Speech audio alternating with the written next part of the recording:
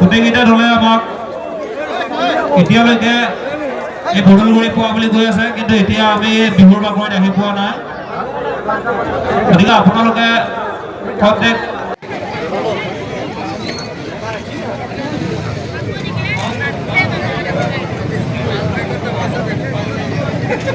আমি মানে 3 কিলোমিটাৰমান দূৰৰ পৰা বিহু চাব আহিছোঁ। ইয়াত বিহু ভাল বিহু হয়, কিন্তু যোৱা বছৰো সেই একেডোখৰ, এইবাৰো একেডোখৰ বিহু দলবিলাকে বোলে চুক্তি কৰে সময়ত আহিম বুলি, 9 বজাৰ পৰা আহিম বুলি বিহু মাৰিম বুলি চুক্তি কৰিছিল, কিন্তু এতিয়ালৈকে নাই। 12 বাজিল ইয়াত বুলিয়ে নহয়, আমি চিপাঝাৰতো বিহু চাব, চিপাঝাৰতো হেৰি নাই, এই দল নাই।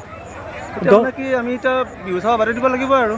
আমিয়ে গৈছিলোঁ চিপাঝাৰত বিহু চাব, তাত এটাও দল নাই। তাৰ পৰা ইয়াত আহিলোঁ, ইয়াতো সেই একেডোখৰ দল নাই। দলবিলাকে চুক্তি কৰিব নালাগে, সময়মতে আহিব নোৱাৰিলে চুক্তি কৰিব নালাগে। যদি 12টাত আহিব পাৰে, 12টাত আহিব পাৰিম বুলি চুক্তি কৰিব লাগে।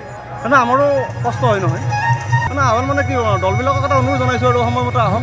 কমিটিৰ মানুহবিলাকৰো বহুত কষ্ট হয়, মানে এমাহ ধৰি 2 মাহ ধৰি তেওঁলোকে কালেকশ্যন কৰি কিবা কৰি বিহুখন পাতে, কিন্তু এনেকুৱা হ'লে তেওঁলোকে বহুত বিপদৰ সন্মুখীন হয়।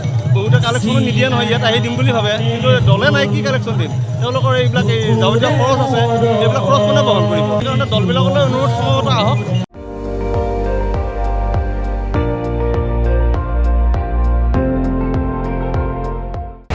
আপুনি চাই আছে ND24, সৰ্বশ্ৰেষ্ঠ নহয়, সৰ্বোত্তমৰ দৌৰত।